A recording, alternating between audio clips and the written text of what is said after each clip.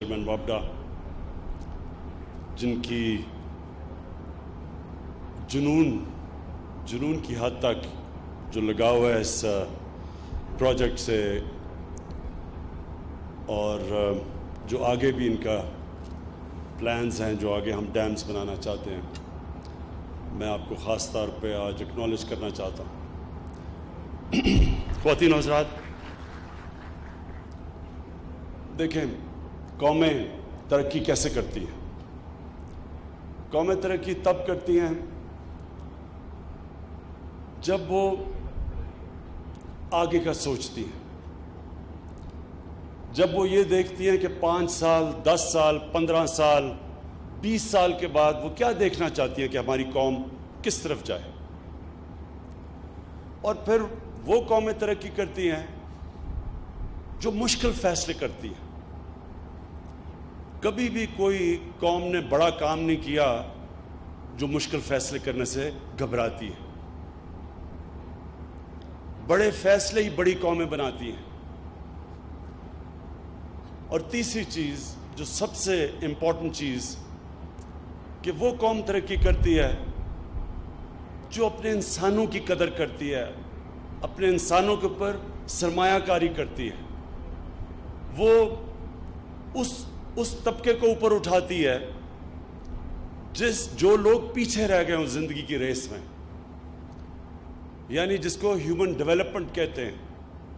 جتنا آپ اپنے انسانوں کے اوپر پیسہ خرچ کریں گے، ان کی تعلیم پہ، ان کی صحت پہ، اور اتنا ہی امپورٹنٹ کہ ان کو انصاف دینے پہ، رول آف لا جس کو کہتے ہیں۔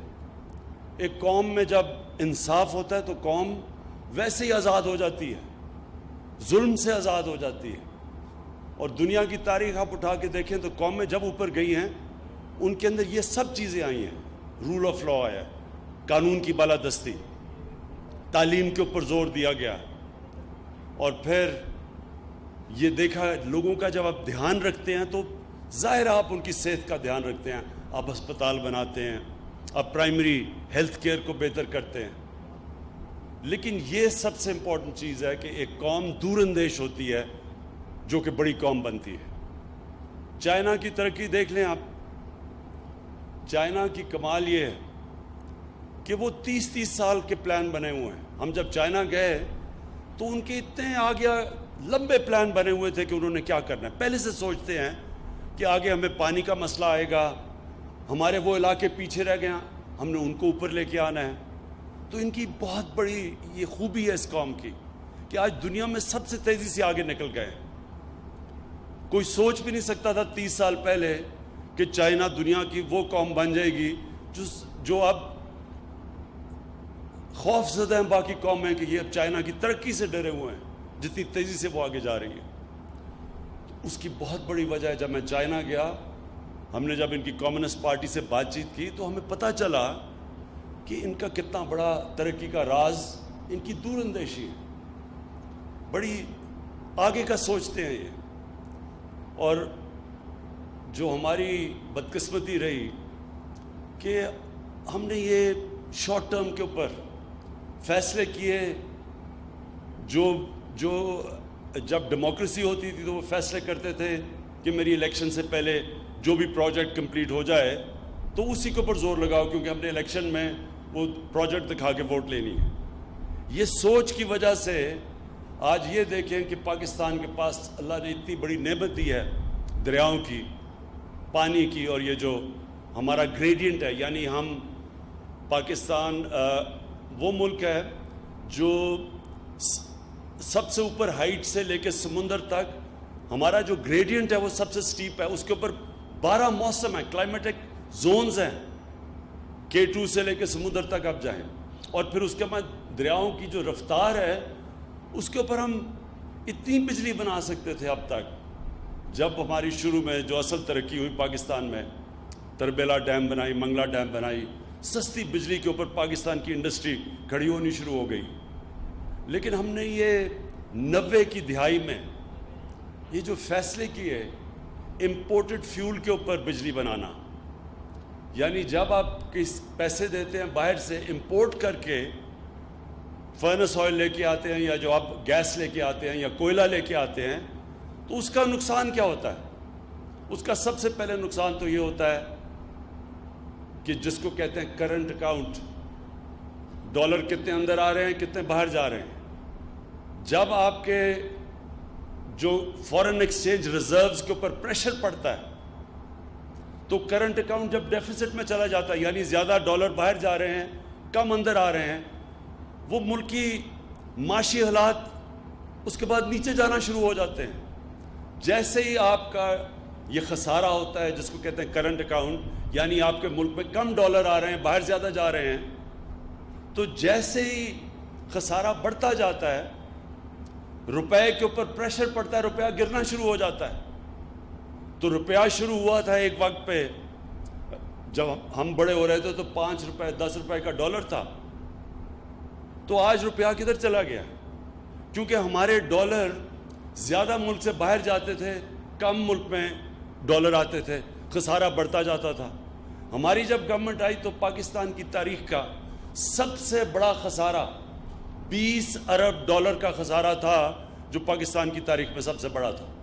تو اس کا مطلب کہ روپے کے اوپر پریشر پڑنا تھا، کیونکہ ڈالر جب کم ہوتے ہیں تو اس کا مطلب ڈالر کی قیمت اوپر چلی جاتی ہے، روپیہ نیچے آ جاتا ہے. تو جب ہم نے یہ غلط فیصلے کیے کہ ہم نے فرنس آئل یعنی باہر سے تیل امپورٹ کر کے اس کے اوپر جب بجلی بنانی شروع کی تو اس کا پریشر پڑنا شروع ہوا ہماری کرنسی پہ. یہ یاد رکھیں جب آپ کا روپیہ گرنا شروع ہوتا ہے ساری چیزیں جو باہر سے ہم امپورٹ کرتے ہیں وہ مہنگی ہو جاتی ہیں، تو مہنگائی بڑھنی شروع ہو جاتی ہے. مہنگائی جب بڑھتی ہے سب سے زیادہ غریب آدمی کو اثر ہوتا ہے، غربت بڑھنی شروع ہو جاتی ہے. ملک کے پاس پھر وہ طاقت نہیں ہوتی کہ وہ چیزیں خریدیں جس سے ملک امپورٹ کر کے مشینری لگائے، انڈسٹری لگائے، وہ سب کچھ مہنگی ہو جاتی ہے. تو ہمیں بدقسمتی سے یہ جو ہم نے غلط فیصلے کیے، ہمارے پاس اتنی زیادہ بجلی بن سکتی تھی دریاؤں سے، ہم نے اس کے بجائے امپورٹڈ فیول کے اوپر بجلی بنانی شروع کی. اور تب سے پھر ہماری انڈسٹری کے اوپر بھی افیکٹ کیا. انڈسٹریلائزیشن بجائے ہماری بڑھنے کے ہم ڈی انڈسٹریلائز کرتے رہے. ہمارے مقابلے میں جو اور ملک تھے ہمارے سے پیچھے تھے وہ زیادہ ہمارے سے آگے نکل گئے، اور اس میں ساری ساؤتھ ایسٹ ایشیا میں ایشین ٹائیگرز ان سب کی مثال ہے ہمارے سامنے. تو یہ جو آج ہم نے اس کی بڑا فیصلہ کیا ہے، ایک ایسی پاکستان کی تاریخ کی سب سے بڑی ڈیم اب ہم بنانے جا رہے ہیں. دیامیر بادشاہ ڈیم انشاءاللہ یہ ہمارے ملک کی سب سے بڑی ڈیم ہوگی. آپ یہ سمجھ لیں کہ یہ ہماری تیسری بڑی ڈیم ہوگی. کیوں جل مزم یہ تیسری بڑی ڈیم ہے ہماری. چائنا نے 5000 بڑی ڈیمز بنائی ہوئی ہیں. ٹوٹل ڈیمز ان کی کوئی 80,000 ہیں، لیکن جو بڑی ڈیمز ہیں وہ 5000 ہیں. ہماری 3 ہیں، یہ تیسری دو ہیں، یہ تیسری بننے جا رہی ہیں. تو اس سے آپ اندازہ لگائیں کہ ہم نے یہ کتنی بڑی تاریخی غلطیاں کی. اپنے ملک کے اوپر ہم نے اپنے لوگوں کے اوپر ظلم کیا کہ جب اللہ نے ہمیں نعمت دی ہوئی تھی پانی کی، ہم نے کیوں نہیں یہ سوچا اس کا.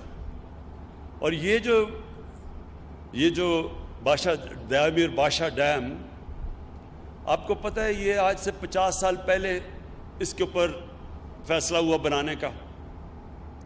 اس کی سائٹ تو پہلے سے تھی کیونکہ زبردست سائٹ ہے اس کی، یعنی جو راک سٹرکچر ہے، یہ جو پتھر ہیں اس کے، اس سے بہتر جگہ ڈیم کی ہو ہی نہیں سکتی.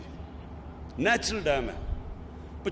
40 سال پہلے فیصلہ ہوا اور آج جا کے ہم اس کے اوپر کام شروع ہوا ہے. تو یہ اگر آج ہم پیچھے دنیا آگے نکلی ہے اور ہم اپنے اوپر اس طرح آگے نہیں بڑھ سکے تو یہ آپ کے سامنے ایک بہت بڑی وجہ ہے. اور انشاءاللہ جو اب ہمارے پلانز ہیں اس کے بعد اور ڈیمز کے پوری بنایا ہوا ہے ہم نے کہ ہر وقفے کے بعد ہم اب اگلی ڈیم کے پاس جائیں گے جو دریاؤں کے اوپر بنے گی. اس سے ہوگا کیا؟ نمبر 1 کہ ہمیں کوئی روپے پہ پریشر نہیں پڑے گا، ہمارے فورن ایکسچینج پہ پریشر نہیں پڑے گا، اپنا فیول ہوگا، یعنی جو پانی ہے وہ پاکستان کا ہوگا، امپورٹ نہیں کرنا پڑے گا. دوسری چیز اور ایک اور پاکستان کے سامنے ایک بڑا مسئلہ ہے جو آج سے ساری قوم، اب ہم اس طرف، میں نے اس ساری قوم کو اس طرف لگا دیا ہے کہ ہم نے اپنے ملک میں درخت اگانے ہیں، 10 ارب درخت ہم نے فیصلہ کیا اگانے کا۔ وہ کیوں؟ کیونکہ پاکستان متاثر ہو سکتا ہے آگے کلائمیٹ چینج سے، گلوبل وارمنگ سے۔ اس کا مطلب کہ جب ٹیمپریچر بڑھتے جائیں گے تو پاکستان وہ ملک ہے، وہ 10 ملکوں میں جدھر سب سے زیادہ نقصان ہو سکتا ہے۔ تو لہٰذا یہ جو جب آپ پانی کے اوپر بجلی بناتے ہیں تو ہم گلوبل وارمنگ میں اضافہ نہیں کرتے۔ جب ہم کوئلے پہ بناتے ہیں یا ہم فرنس آئل سے بجلی بناتے ہیں تو وہ گرمی پیدا کرتی ہے، یعنی گلوبل وارمنگ میں اضافہ کرتی ہے۔ تو دونوں طرح ہمیں فائدہ ہے، نہ ہمیں امپورٹ کرنا پڑے گا فیول اور نہ ہمارے ماحولیات کے اوپر اس کا نیگیٹو اثر پڑے گا۔ اور پھر جو آج کل ضرورت ہے سب سے بڑی، میری قوم کو، نوجوانوں کو نوکریاں چاہیے۔ مشکل وقت سے ہم گزر پہلے رہے تھے، پھر یہ کرونا وائرس کی وجہ سے جو شٹ ڈاؤن کیا گیا اس سے بہت بڑی بے روزگاری پاکستان میں پھیلی ہے۔ اور کیونکہ میں یہ سارا آپ کا علاقہ جانتا ہوں، گلگت بلتستان کا، اور یہاں چلاس کئی دفعہ میں آیا ہوں پچھلے 30 سالوں میں، تو مجھے تو پتہ ہے کہ یہاں سارا اوپر علاقہ ٹورزم کے اوپر کتنا ڈیپینڈ کرتا ہے، ان کی کتنی ضرورت ہے کہ یہ گرمیوں میں ٹورزم آئے، اور پھر ہر جگہ گیسٹ ہاؤسز بنائے ہوئے ہیں لوگوں نے، بڑا ذریعہ معاش ہے، آمدنی ہے لوگوں کی۔ تو مجھے پتہ ہے کہ کتنا متاثر ہوا ہے یہ سارا علاقہ۔ میں چیف منسٹر صاحب سے کہوں گا کہ SOPs کے ساتھ ابھی سے تیاری کریں کہ ان علاقوں کے اندر ٹورزم کھولنی شروع کریں۔ اب یہ دنیا کے اندر اس کے اوپر کافی کام ہو چکا ہے، کیونکہ ہم دنیا سے بھی سیکھ سکتے ہیں۔ وہاں بھی اب آہستہ آہستہ لوگ ٹورزم کھول رہے ہیں۔ ظاہر ہے اس طرح کی ٹورزم نہیں ہو سکے گی جو کہ یہ کرونا وائرس سے پہلے کی تھی، لیکن ابھی آپ شروع کر سکتے ہیں آہستہ آہستہ کھولنا، اور SOPs اس کے ڈیولپ کر دیں۔ ہم آپ کو اپنی NCOC سے آپ کو بھجوا دیں گے کہ کس طرح کے آپ کو چاہیے، اور وہ انشاءاللہ آپ کھولنا شروع کریں۔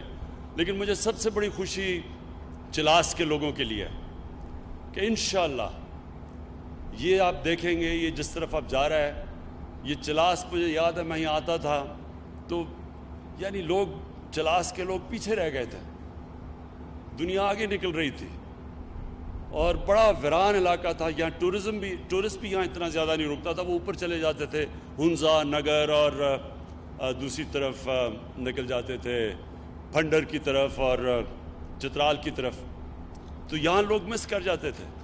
تو اب آپ کے لیے اللہ کی طرف سے یہ ایک زبردست موقع ملا ہے کہ یہ جیسے یہ ڈیم بڑھتی رہے گی، بزنس ایکٹیویٹی بڑھتی جائے گی، یہ جب لیک بن جائے گی بڑی، یہ علیحدہ ایک ٹورسٹ ریزورٹ بن جائے گی۔